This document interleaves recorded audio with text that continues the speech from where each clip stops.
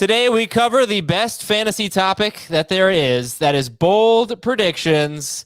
It's the best because you can't hold us to it. If we're wrong, whatever. It was just a bold prediction. I love that about bold predictions. I hate that about bold predictions. I hate it. What's our job, gentlemen? It's to predict what's going to happen in fantasy football. The thing that I like about it is it's where you can take the things that you actually believe, but are too afraid to say them. And like, if you really believe it, then rank it that way. You got to stretch go with them a little bit. You know, it's not like you exactly 100% believe that this is going to happen. Right. But you're planting a flag. Yeah, it's fun. It's fun content. People enjoy it. Listen, today's episode is sponsored by Sonos Arc, the premium smart soundbar for TV, movies, music, gaming, and more. Stay tuned for additional details about Sonos Arc later in today's show. We have actually a lot today. It's not just bold predictions. We'll catch up on the injuries. We've got fill in the blank. We've got rank these three players. That's where I give Dave and Chris three players and they rank them. And I think there are three players that, and you could complicated. Yeah, I know. I will. Don't worry, Dave. I will explain the rules before we get to the segment. Please. There are players that I think people could be realistically deciding on when it's their turn to draft. Okay, so first bold prediction. This one is just like knocking my socks off. I just want to say, I want to point out. So I'll start my bold prediction, but before I do, I just want to say the two players I'm talking about played on the same college team, and one was clearly better than the other one.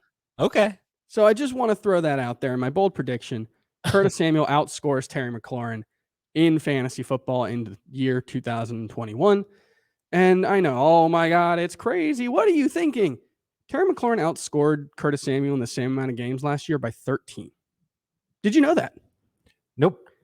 You want another fun fact? They were on different teams, and one had a terrible quarterback, but other than that, well, I mean, the other one didn't have a great quarterback, but I will. Is that him there? Oh yeah, I'm here. Okay. Sorry, we're having some technical difficulties in the studio. I'm good.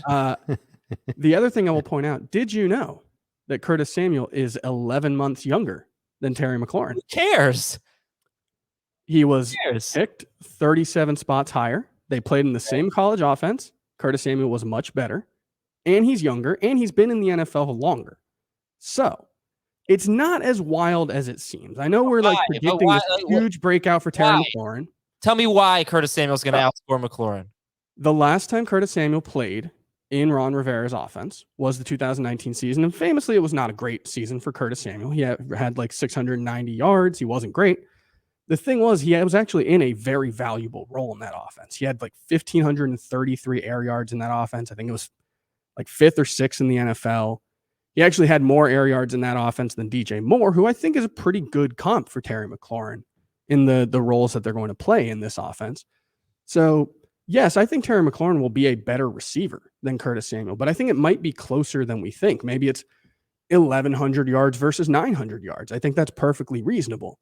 But Curtis Samuel is also going to have a role in the running game. We saw last season, obviously that wasn't in Ron Rivera's offense, but we saw last season he was really, really valuable in the rushing game. And, in Ron Rivera's offense in 2019, I think he had like 25 carries. So that's the kind of thing that I think gets lost a little bit in fantasy production when we're talking about wide receivers for a guy like Robert Woods, for a guy like Curtis Samuel. I'm not saying you should like project and boost every wide receiver because they might get rushing yards, but those guys clearly have a role and it's part of their skill set and it's going to be used. Yeah. Curtis Samuel is dealing with the groin injury. That's the biggest concern for me. Yeah. Well, I think regardless of how you feel about this bold prediction, Curtis Samuel is now going 131st overall. It is a amazing drop in average draft position from where he was before his injury. Yeah. So regardless, he presents great value. Okay, Dave. Now Chris gave me his 3 bold predictions before the show. Dave just gave me the players involved. One was Jerry Reed, one was Tyler Boyd, and the third one was Patriots offense. So I filled in the blanks on the bold prediction. So Dave's bold prediction for Tyler Boyd is Tyler Boyd will meet Dave in the year 2024 and ask him to name the city and state he is from. Makes sense.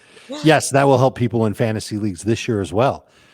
All right. So, and by the way, before the show, like, because Adam doesn't know what the bold prediction is, I told him, and I said it with a very straight voice, that Tyler Boyd will finish as a number 3 fantasy receiver. And Adam lost it. He was like, you can't say that. That's not a bold prediction. Here's the bold prediction. And I've given it before. Tyler Boyd will be the best receiver on the Cincinnati Bengals in PPR this year. Better than T. Higgins, better than Jamar Chase. I actually have him ranked ahead of Higgins still in PPR. I just think about the offensive line not doing its job to the best of its ability. Joe Burrow dropping back to throw, getting rid of the ball quickly. Here's a target in the middle of the field that beats his coverage routinely. It will never be double coverage. If it's zone, he can find pockets to get open in. He'll pick up lots of targets. He did that plenty of times. I believe he had 15 plus PPR points in 6 of 10 games with Burrow last year. I can double check that when I am done talking, but I think there is potential for Tyler Boyd to have one of his best seasons ever with the Bengals, catching those easy short passes, building up his numbers in PPR, and finishing not as a number 3 receiver, Adam, but as a number 2 and top 21 at that. I'll tell you what, Dave, in his first 9 games with Burrow got hurt in the 10th game.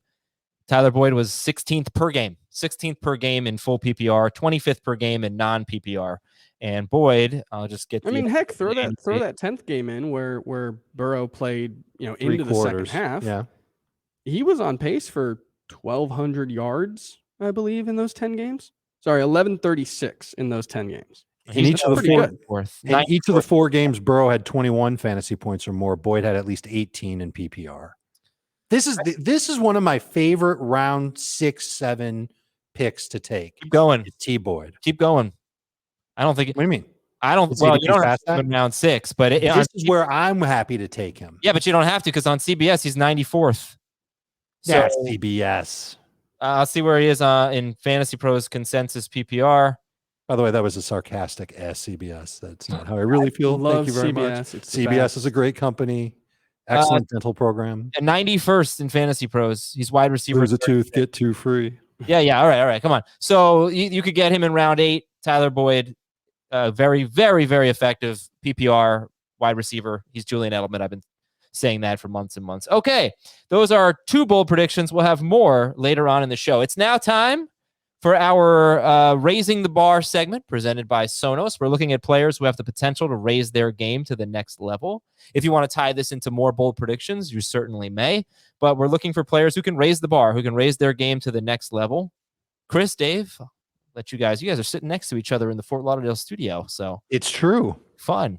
You guys can figure out who wants to go first here. Wants to raise the bar. What do you think? Rock, paper, scissors. See who goes first. I think you should go first. No, I want to watch rock, paper, scissors. Are you bad at rock, paper, scissors? No, I'm good. Because I'm going scissors. I'm good. Okay. Scissors, go. Rock, paper, scissors, go. Oh, see, I went scissors the second time. I went paper first and psyched him out. Chris wins. He gets. You got to go paper first. I've seen studies on this. People are more likely to go rock than any of the other ones because it comes first in the order. It's a fun fact. Also, you don't if you're lazy, because when you do rock, paper, scissors, you're already in rock mode. Yeah. You don't have to extend fingers or anything that might break a sweat. Rock mode. Yeah, I'm always in rock mode. All right, Chris, rock on. Who do you got? So we're looking for players who are going to take their game to the next level. And I am going to start with a guy who I believe will be the starting quarterback for the Miami Dolphins in week 1. Tua Tagovailoa. I know the whole, like, there's a lot of smoke around the Deshaun Watson trade rumors, whatever may happen from that. I think if Tua Tagovailoa is the starter for the Dolphins this season, I think that offense is on the verge of exploding. I think they could be extremely good. I think we've sort of forgotten a little bit that before the hip injury, Tua Tagovailoa was every bit the prospect Joe Burrow was. I mean, if Burrow was one, it was only by a little bit on Tagovailoa. He didn't look great last season, but he wasn't a disaster. He wasn't Jared Goff as a rookie, Wow. And I love the weapons that they've put around him. They've got 4 receivers in Will Fuller, Jalen Waddle, Devontae Parker, and Mike Gesicki, who can all make plays down the field. They're all, fast for their positions. 3 of the 4 have good size. Jalen Waddle's a little undersized, but he is such a dynamic playmaker with the ball in his hands. Him and Will Fuller can both break a short pass for a long gain or make plays down the field. I just think this offense is set up for Tagovailoa to just explode. I think he is a potential top 12 fantasy quarterback. So people love drafting Fields and Lance. Do you think that Tagovailoa is also in that group? Different kinds of players. I think he'll be much better as a passer than either of those guys, but he's not going to be the rusher. But I have him ranked as my QB 15. And if I'm waiting and I'm not drafting Justin Fields for upside, well, actually, Fields and Tagovailoa, actually, it wouldn't be a bad combination. But yeah, no, I absolutely think he's one of the breakout quarterbacks. I'm writing my breakouts column tonight, and he'll definitely be on there. He's made very few mistakes this preseason, and you go back and you think about what makes a breakout quarterback. It's getting better pass protection from the offensive line. I think he'll get that. It's by getting a better adjusted completion rate to intermediate throws. He's absolutely going to be better at that with all the receivers that they've added to the offense. Those are two factors that I think are very much in his favor, and he'll run for a few touchdowns along the way. He's a pretty good runner. He's willing to do that. So I'm encouraged by that.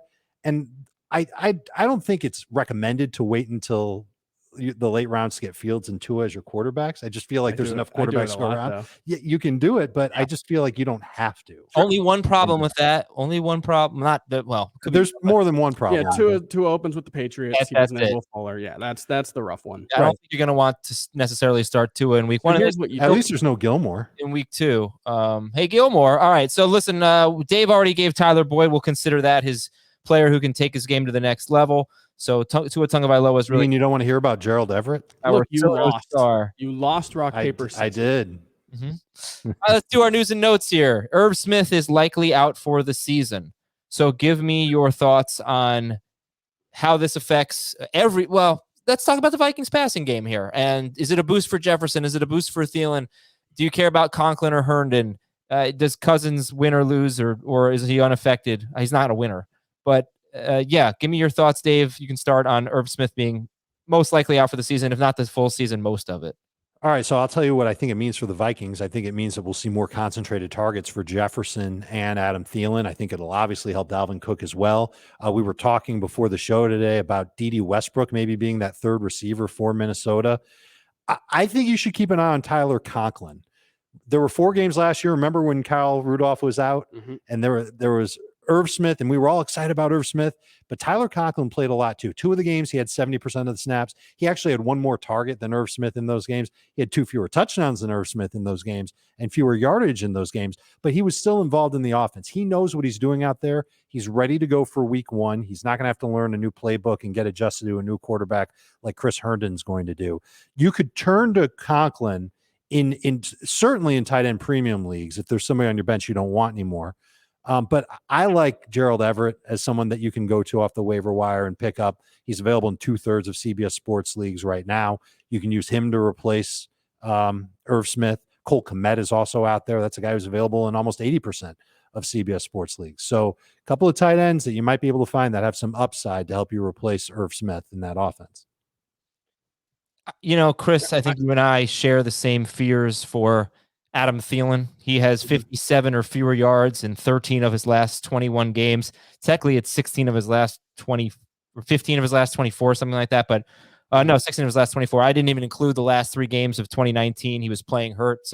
But 57 or fewer yards in 13 of his last 21 healthy games. He's touchdown or bust, basically. He really saw a big decrease in targets in the second half of the season. And I didn't draft any Adam Thielen. You probably didn't either.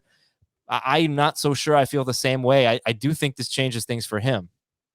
I actually did draft Thielen in a league recently. I think it was the one we did the salary cap draft we did yesterday. I might have gotten Thielen in that one. All right. I think he's going to produce like a good tight end. I mean, I think we're talking about a 31-year-old who's clearly in decline. We've seen that over the last couple of seasons, but he'll still be a factor in the red zone. He's still going to get like 110 plus targets at least. So I think this is probably good news for him, but he's still like a fringe wide receiver 2 for me.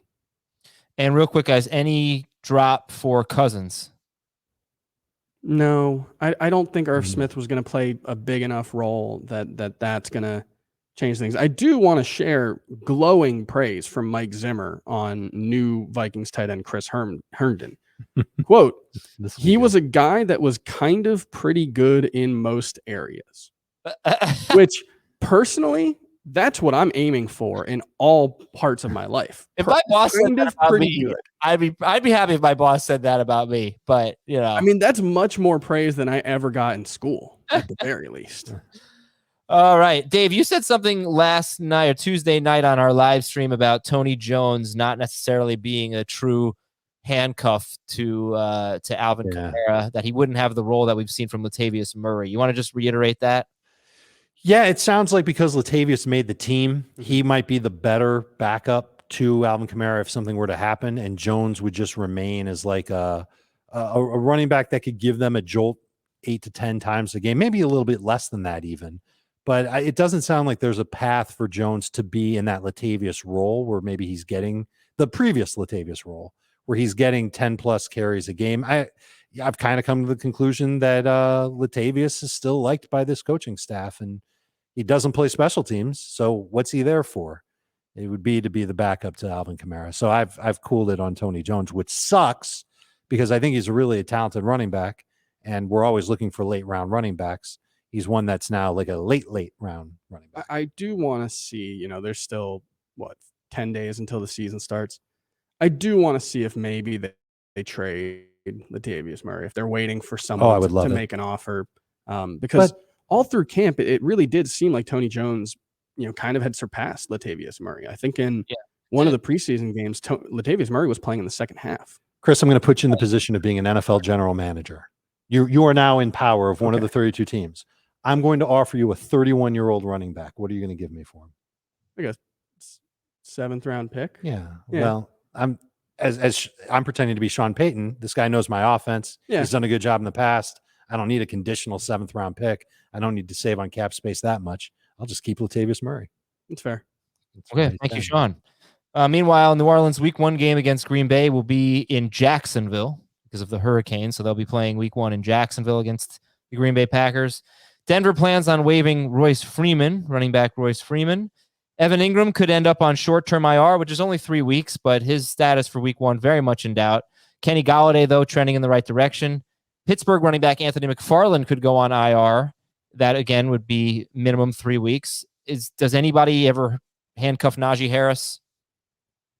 He was the handcuff, or he is. So, if it's not him, I'm not sure who it would be. They waived Jalen Samuels, right? Right. They still have Benny Snell and Kalen Ballage. Yeah. And Kalen Ballage. It's actually a good thing. If you've got Najee Harris and you didn't handcuff him because you probably didn't feel like you needed to, now you can go and pick up McFarland off waivers if he's there.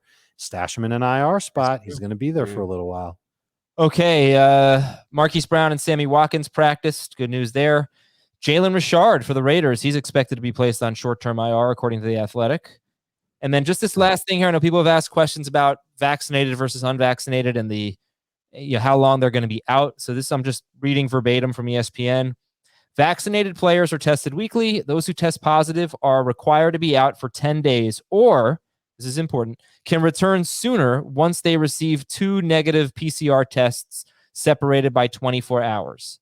And vaccinated players cannot be identified as high-risk contacts, but if they are exposed to someone who tests positive, they must wear a mask inside the facility and must test daily for 5 days after the day of exposure. Unvaccinated players are tested daily. Those who test positive must miss 10 days, and then there's a 3-day return to play protocol. Unvaccinated players designated as high-risk close contacts must test immediately. If they test negative, they still must miss 5 days. So if you are a close contact to someone with COVID and you're vaccinated, as long as you're negative, all you have to do is wear a mask. If you're unvaccinated, you have to miss 5 days, no matter what. So that's which means if it happens after Tuesday, they're out for that week. They're out, unless it's Monday Night Football. But yes, right? So they miss Wednesday, Thursday, Friday, Saturday, Sunday. Yes. So that's a big deal, and vaccinated players can come back sooner. You guys do with that information what you will. Time for some rapid fire segments here. Got a lot of content from the listeners. Let's hit it. Unreliable Rod. This guy. You can never count on him. Lamar Jackson's ceiling would make him QB blank this year. His floor would make him QB blank this year. 1 for the ceiling. He could be the best quarterback in fantasy. And 11 is the floor. Yeah, I was going to say 1 and 12. Oh, that's a lower floor than I anticipated. Last year he was close to last year, he was right? 9 or 10. Right. So a little worse than last He was year. 12, And MVP level in circa 2019. All right. From B. That's all it is. B. Saquon Barkley will receive 20 plus touches in blank games this year. 8. That might be too high. Yeah, I was going to say 6.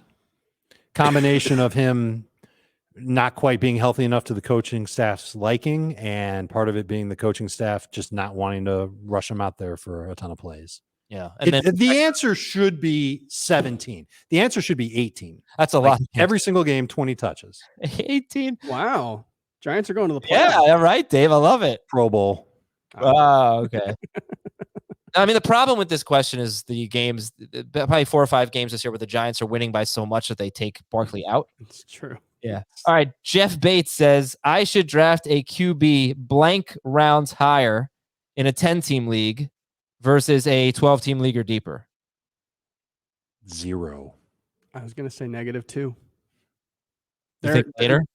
Yeah, because it's all about gaining an edge in a smaller league. The shallower your league is, the more star power you need to have. And there are, I think we all agree, at least 10 quarterbacks who we think have legitimate number 1 QB upside or in that range. And so it's going to be so easy to find either a late round quarterback who's very good or someone on waivers. There's the flip side of that, which is if you're looking for difference makers in a 10-team league, why not get a difference maker quarterback? Heath has talked about it before, where you're kind of just raising the minimum for what you would want to get from a quarterback in a regular 12-team league that looks like 22 points per game. Maybe now that becomes closer to 24, 25 points per game. But I'm still not interested in, for example, taking Mahomes in round 2 in a 10-team league. I would still no earlier than late round 3 for me on Mahomes. Mm-hmm. So I don't see myself changing my strategy that much on quarterback. Okay. Tight end and receiver, I might. Round 3. I'm just repeating what Dave said. Rapid fire from Dave Kamal. With the 6th pick of 12 teams in the draft in full PPR, I should take blank. Well, he's got a unique structure to his team. 1 running back, 1 receiver, 1 tight end, 3 flex. It's like a 2 running back, 2. Yes, fine. 1 running back, 1 receiver, 3 flex. Who would you take 6th overall PPR? A running back. Kelsey if he's there, Adams if he's there. Dave, what's running back do you have 6th? If Zeke's there, that would be amazing. Aaron Jones would be next man up. All right, this is from Dave Kuhn. Blank is the lowest ranked running back I'd be content with as my RB1. That's a great question. And this is an exercise that everybody should do before they go into their fantasy drafts, assuming you haven't already. Mine would be Myles Gaskin, RB18 in my PPR rankings. That range sounds about right. Yeah. Okay. But some people see Myles Gaskin and they'll throw up in their shoes. Yeah, I mean, it ultimately comes down to what you're comfortable with. I think my comfort level might actually be a little bit lower. But yeah, like RB20. Adam, could you ask the questions faster? This is a rapid fire segment.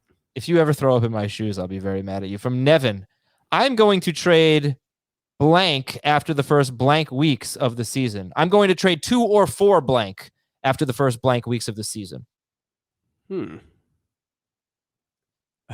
That's a tough one. I'm trying to think about the players that I've named as like super hot start guys. I'm going to trade Sony Michel. I bet he has some big games early on, and everyone will view him as a number 2 fantasy running back, and I will sell high on Sony Michel. And if I'm wrong on that, then I will sell high on Darrell Henderson for the exact same reasons.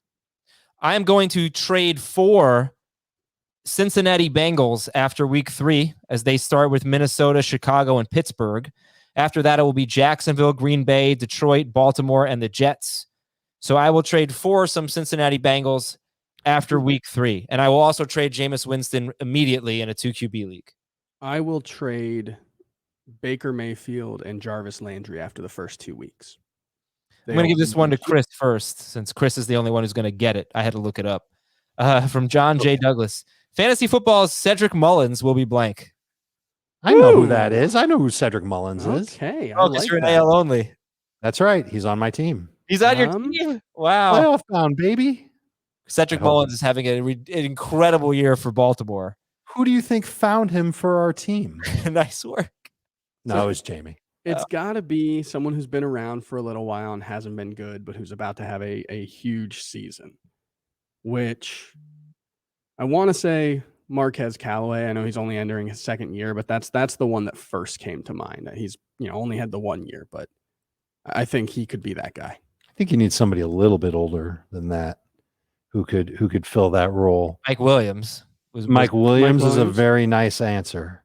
Yeah. I would like to steal that answer, but I will not steal that answer. I've talked about Marvin Jones looking good in the preseason. He's 31 years old. Yeah, no way. That doesn't fit. I don't know if this is a bold prediction, but maybe he'll be a top 24 receiver himself. He's been a top 29 receiver on a per game basis in PPR. Yeah, I know. 4 straight years. He's not Cedric Mullins.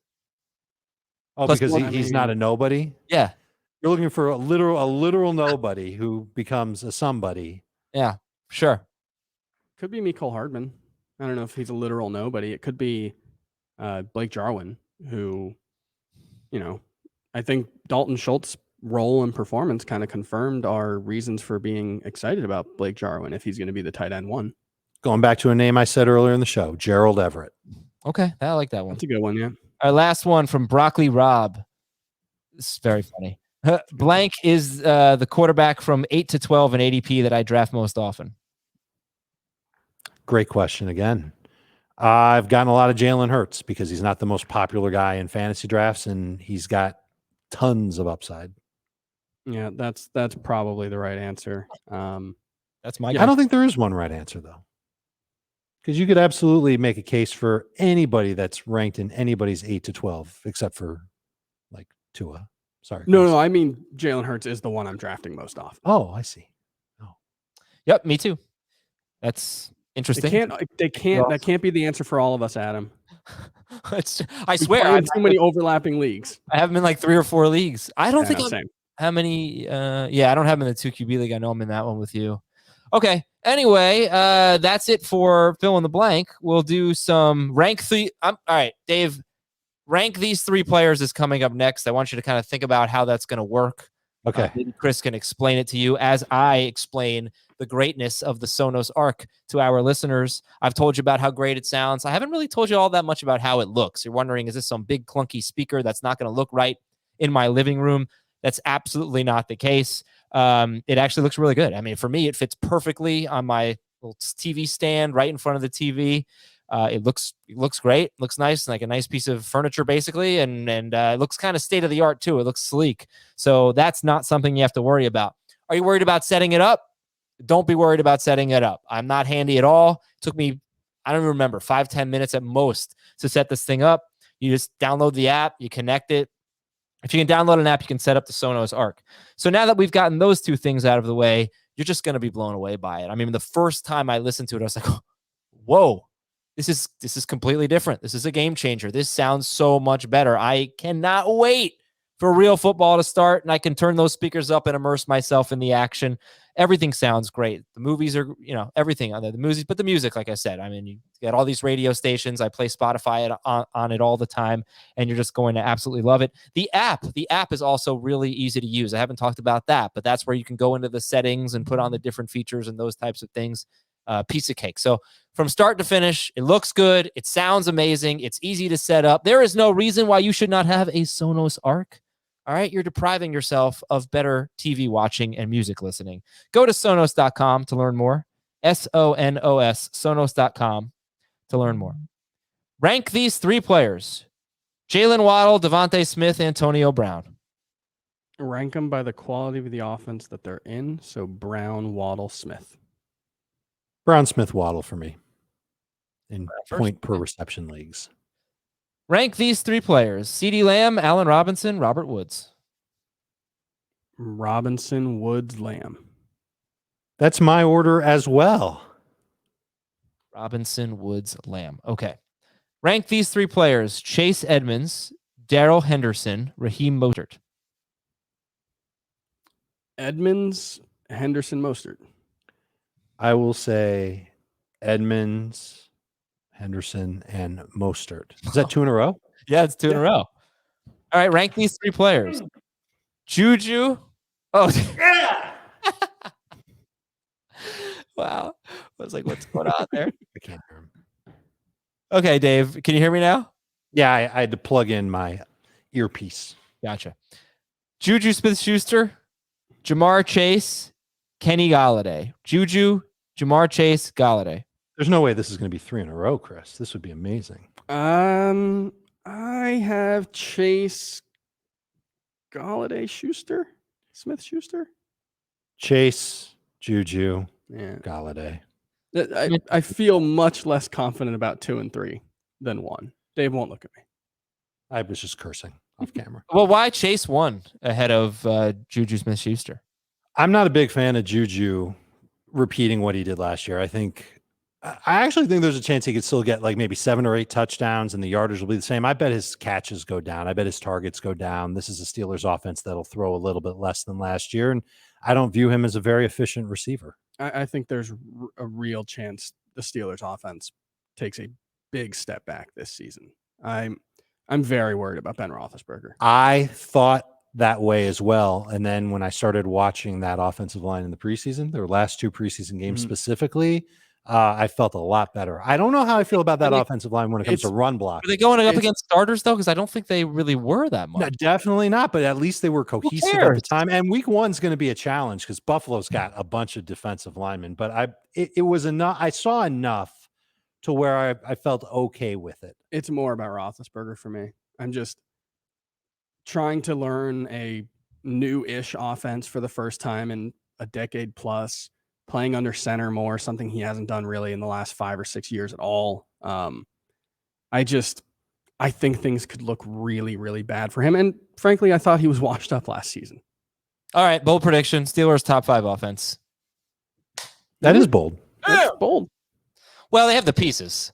They just have to they have the line. They have the skill position players. Yes. To do they it. have the probably less important parts, I would say. Yeah, in a sense. Okay. Rank these 3 players: Russell Wilson, Justin Herbert, and Aaron Rodgers. I know we're not going to agree on this one. You just did. The way you list them is the way I would rank them. I would put Rodgers ahead of Herbert. And ahead of Russ, too? No. Russ is number 1. Okay, so we were close. Yeah. At least we had Russ 1. Rank these 3 players: Aaron Rodgers, Jalen Hurts, Tom Brady. Brady is going to be number 1 for me for sure. I would put Rodgers 1 spot ahead of Hurts, just as him being a little safer than Hurts. Rodgers, Hurts, Brady. Brady, we don't third. We don't agree at all on that one. Yeah. Ooh, that's dang. not a knock on Tom Brady. They're all top 9 quarterbacks for me.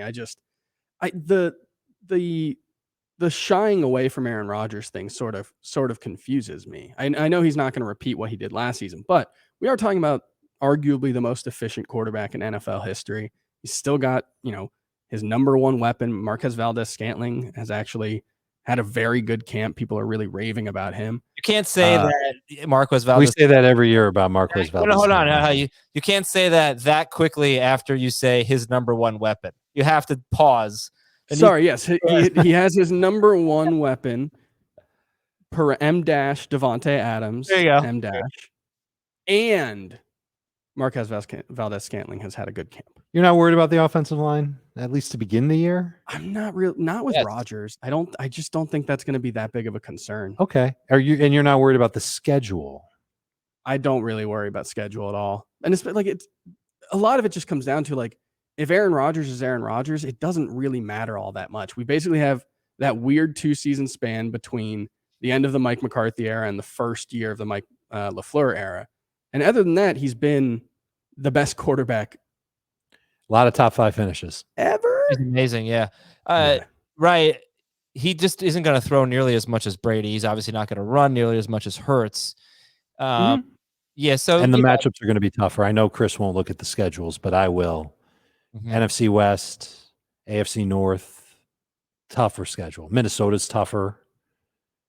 Yeah. I was surprised that Brady was not first in this group, to be honest with you.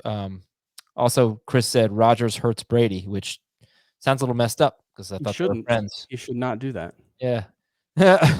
Okay, moving on. Let's see. We're out of ranking. Hey, Dave, you did great on that segment. Thank you. It really wasn't that hard of a game after all, and I think we should continue playing it as we move along in the season and in the next offseason. Yeah, we will.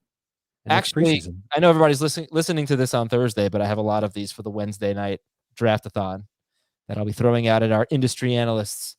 Time to finish our bold predictions. All right, Chris, you can give one, then Dave, then Chris, then Dave. We'll go like that. Go ahead, Chris. What's your Justin Fields bold prediction? Justin Fields will be a top 10 quarterback. I'm getting real like Tom Savage vibes from Andy Dalton being named the starter. Where like we're gonna name him the starter and we're gonna be stubborn and not go back on it. But it wouldn't surprise me if Justin Fields is in at quarterback for the Bears at halftime in week 1. Like, or if not, I mean, it's the Rams. It's going to be a really tough matchup. Andy Dalton could very well struggle, in which case I just don't think it's going to be very long until Justin Fields is the starter. And I think once he's the starter, he's a top 10 guy, or at least I think he's really close. I think he could be similar to what Jalen Hurts was last season, maybe less running, but better passing. I think, from what I've seen from him in college, obviously, a pretty historically productive player. And then what we saw in the preseason where he looked every bit the part. Mm-hmm. He looked like Cam Newton, actually. I know maybe it's just they were both wearing number 1, but I just think the upside for Fields is elite fantasy quarterback, and it's easier for a running quarterback to get to that level as a rookie. Justin Herbert aside. Yeah, well, all right, I want to talk about this here. Cam Newton is, I can't remember. You guys correct me if I'm wrong. I don't think we've had a better rookie quarterback in recent years, say the last decade, than Cam. He was top 5 per game. He had 4 rushing touchdowns. That was back in 2011. The other ones that come to mind that were good were Andrew Luck in 2012. He was QB 8 in 4-point, QB 11 in 6-point. This is per game. Everything I give is per game. Justin Herbert. Yeah, he did. Justin Herbert was QB 9 per game. Joe Burrow, 17th per game. Kyler Murray rushed for 544 yards. He was QB 12 in 4-point, QB 14 in 6-point per game. Baker Mayfield had a good rookie season. QB 18 per game in 4-point, QB 20 per game in 6-point. Mm-hmm. So Jalen Hurts had 4 games. Let's call it 3.5. Yeah. He had 1 mega game, and that was his only game with more than 20 fantasy points and 6-point per passing touchdown leagues. I don't know that, like, I see the potential for Fields, but I would push back on one thing you said, Chris, because everybody's raving about his preseason. And there was a lot of good, but it just seems like with all of these quarterbacks, because we like them, because they're young, we overlook the bad plays. But there were all of them had bad moments. So there are going to be some of those. They're going to be lumps. And my point is, Cam Newton's the only rookie quarterback that I can find in the last 10 years who's finished higher than QB 8 in 4-point per passing touchdown leagues, QB 9 and 6-point on a per game basis. Lamar Jackson probably got there in his starts, I would guess. I don't think he did. You know what? I can look that up for you, because that was 2019, his rookie year? Oh, 18, yeah. Okay, so I will go back to my 2019. I mean, look, Adam, review and look it up. The whole point of a bold prediction is there are lots of reasons why it can't happen. We're talking about like a 95th percentile outcome or a 90th percentile outcome, something like that. But the point for me is to just highlight how high the upside is, I think, for Justin Fields if he does click. He's got a legitimate alpha number 1 wide receiver. He's got what should be a pretty good rushing game, especially if he's in there, helping David Montgomery's efficiency with his own rushing ability, which I think is an under-discussed thing for David Montgomery. And we all think Darnell Mooney's a breakout candidate. So I think it's a good situation for him to land in. And frankly, I thought he should have been the number 2 pick. So yeah, there's a bit of confirmation bias in his preseason play, but I'll confirm my biases occasionally. Sure. I mean, it's certainly not a bad bold prediction, but because people are spending draft picks on Lance and Fields, I just think it's worth pointing out that even the mobile quarterbacks like Jalen Hurts and Lamar Jackson was only on pace for 20 touchdowns in his start. 11 passing, 9 rushing. with 7 interceptions. I don't know how many fumbles. He was on pace for 2,546 passing yards, but almost 1,300 rushing yards. Yeah. I don't know where he would have been. Oh, yeah, per game, I had him as QB 16 in 4-point, QB 22 in 6-point. Okay. I could be a little off on those numbers, but I think Fields will have great rushing numbers. I don't think he's going to have great passing numbers. I just want to bring this up because people are spending these picks, and you're going to use a bench spot on Fields and definitely on Lance for a while. They might be better than everybody, but it's rare that a rookie quarterback really blows us away. Yeah, and I'm lower on Lance. I'm much less likely to draft him. I don't know if I've really drafted him at all outside of 2 QB leagues. So, I thought of the rookie quarterbacks, he actually might have looked the worst in the preseason. There were really high highs, but there were some really low lows for Trey Lance. I don't think he's quite ready yet. All right, Dave, your first bold prediction, or your second one, actually. Your first one was about Tyler Boyd, asking you where he's from. Jerry Jeudy was the name you gave me, and the bold prediction I assigned was that bold prediction, Jerry Jeudy has a middle name that also starts with the letter J. It's Jackson. Jerry Jackson Jeudy. That's correct. Well done. But that's not a prediction. That's a fact. Here's a prediction. Jerry Jeudy will not finish as a top 12 fantasy receiver. He will finish as a top 10 fantasy receiver. He will make that second-year jump. He will have it with Teddy Bridgewater. Everybody complains, well, Teddy Bridgewater's never really had a bunch of great receivers to work with. Well, now he does. Oh, he did last year. What are you talking about? I think you kind of know how I feel about DJ Moore. I don't know if he's necessarily a complete receiver. Robbie Anderson, certainly DJ Moore is good, and certainly Robbie Anderson's good. I think Jerry Jeudy is a better talent than both of them. And I think he's a better talent than Courtland Sutton. And I think we're going to see that connection that these guys have. And it's been demonstrated that they've been working out this offseason and they've got it together in the preseason. There's been timing. Judy's an amazing route runner. He'll have more on-target throws this year than he will last year. Teddy Bridgewater's had at least 80% of his throws on target each of the last 2 years. Part of it's because he's throwing short, but I think that he can actually spread his wings a little bit, throw a little bit further downfield because he'll have the confidence in Jerry Jeudy going to pluck those balls. I really do think he's got a chance to finish as a number 1 fantasy receiver, and I don't have to rank it that way. I've already got him ranked pretty high. I've already got him as a top 50 overall player. Happy to take him anytime between 50th and 60th overall, and that's still higher than what his ADP is. But I really do believe that Jerry Jeudy takes a massive step this season. Yeah, I was looking at our second football magazine today, and I had Jerry Jeudy finish his top 12 as my bold prediction in the magazine. Excellent. But it was funny. Heath said this on Twitter the other day. He wanted to be the Jerry Jeudy guy, and then he saw how high I have him ranked, and then he saw how high you have him ranked. So neither Heath nor I get to be the Jerry Jeudy guy this season. I will happily accept being the Jerry Jeudy guy, and I will take full responsibility if he doesn't have a great year. If he starts dropping passes all over the place, like I would drop passes if I were an NFL receiver, if he does that, then it's going to be ugly for a lot of my fantasy teams.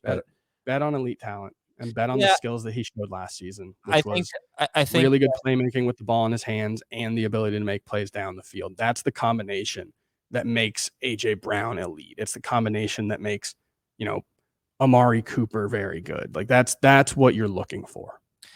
Right. Yeah. I think the thing that would hold him, first of all, not drafting him to be a top 12 player. So this has absolutely nothing to do with drafting Jerry Jeudy. But if he's going to be top 12, then just every wide receiver who finished top 12 last year, except for DeAndre Hopkins, was on a team that threw at least 31, I think, touchdown passes. Yeah. So I just got to keep that in mind. Bridgewater, if Jerry Jeudy finishes top 12, Bridgewater is probably going to be top 15, would be my guess, because I think he's going to have to really get those touchdown numbers up. Okay. Maybe Jeudy will help him with that.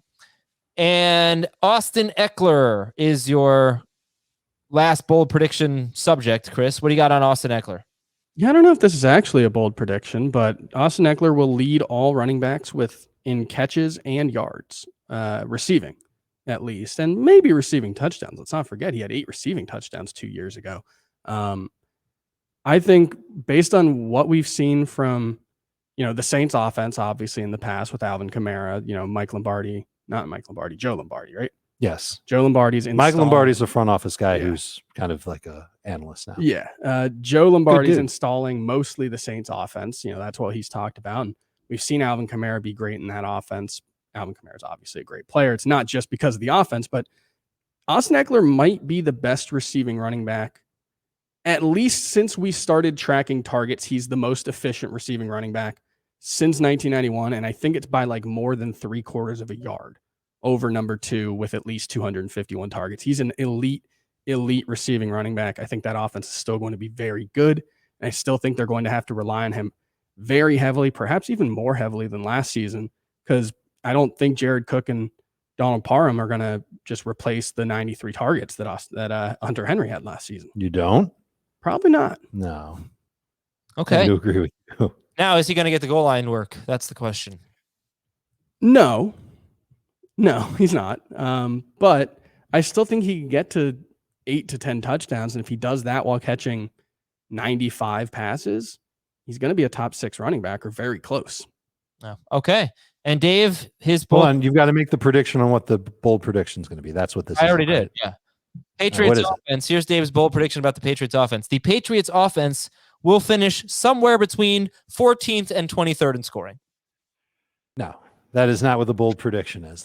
This was my way of wedging in 3 different bold predictions into one. Oh, great. Bold prediction comment. So with Mac Jones now, the unquestioned starter in New England, no Cam Newton there.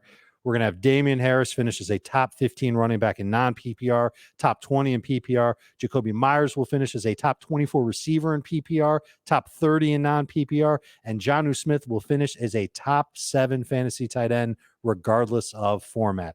I'm impressed with Mac Jones. He had 3 off-target throws out of 52 during the preseason. I think that he's throwing it right on the money to his guys, whether it's short passes or long passes. One of the things that he kind of annoyed me with at Alabama was that he would overlook short throws and take longer throws. He did it in the preseason. He's going to continue to do that. Clearly, the Patriots are fine with it, and he was connecting and on target with those throws. I think that will continue on, and I think Jonnu is a perfect person for those intermediate and longer throws because he's a mismatch at tight end. I know we haven't seen much of him, but he's a good, speedy type of tight end. He's got not necessarily like breakneck speed. He's not Kyle Pitts, but he's got good speed, and he's going to be a matchup nightmare for teams to deal with.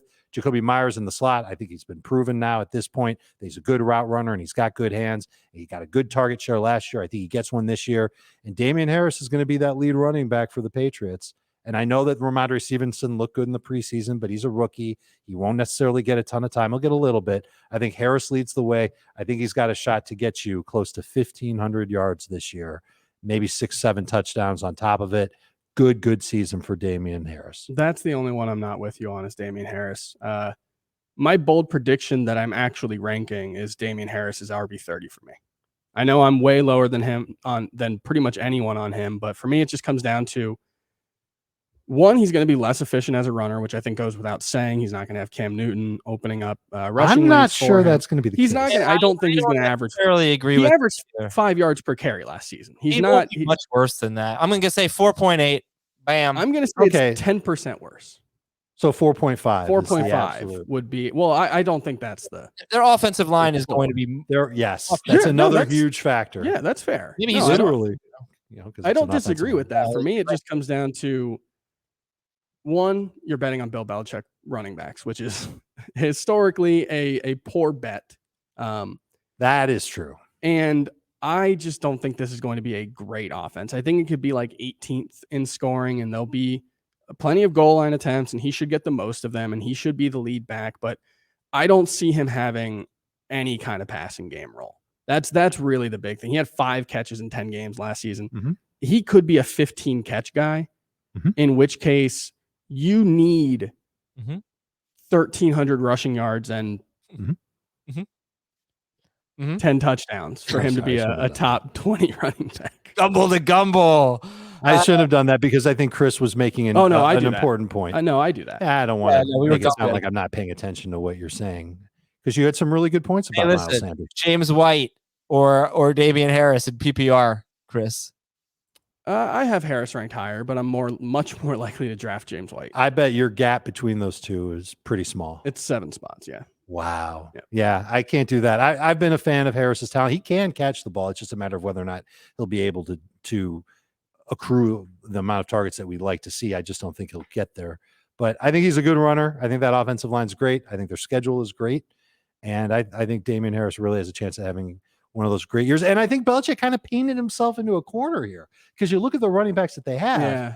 It's not like he's got Rex Burkhead to go and take Sony Michel off the field like he's had in the past. Is he really going to put Ramondre Stevenson in a role if Damian Harris starts to struggle a little bit? Or if he fumbles? Even if Harris fumbles, I don't think he's going to the bench for Ramondre Stevenson. Stevenson fumbled in the preseason. The one thing I would add, Harris has had a lot of trouble staying healthy in the NFL. That's true. He had 2 injuries in preseason in 2019, obviously barely played in the regular season. Last season, broke his pinky at the end of preseason, I think, and then had a pretty serious ankle sprain, a grade 3 ankle sprain that cost him the final 3 games of the season. So his season was bookended by that. There's injury risk on top of what I think is a relatively low ceiling. That's why I'm low on Harris. But I know I'm the odd man out there now. Okay. We're going to finish the show with Team Name Tuesday on a Thursday. We have not done this at all. So I asked for some team names. 90% of them were perverted, you 6 people. So I took the non-perverted ones. Tua Fast, Tua Furious. Yep. Okay. I like it. Najee by Nature. Yep. Nice. Jameis Eisenberg, and this actually came with a creepy Photoshop of the two of them combined. Really? Yeah, it was really weird. The real Slim Brady. Sure. This one doesn't work. Hot Chuba Time Machine. For those of you, who don't know, it's Chuba Hubbard. But we have one that does work a little bit later. Catch Me If You Can. You can. Sure. That's a good one. That works. For Youngway Koo Runnings. Sure. Okay. I like that one. Yeah. Yeah. Country Roads Take Mahomes. Excellent. Trey Lance Refrigeration. Just Lance Refrigeration. That's all you need. Lance Refrigeration is amazing. No, you got to say the full one though.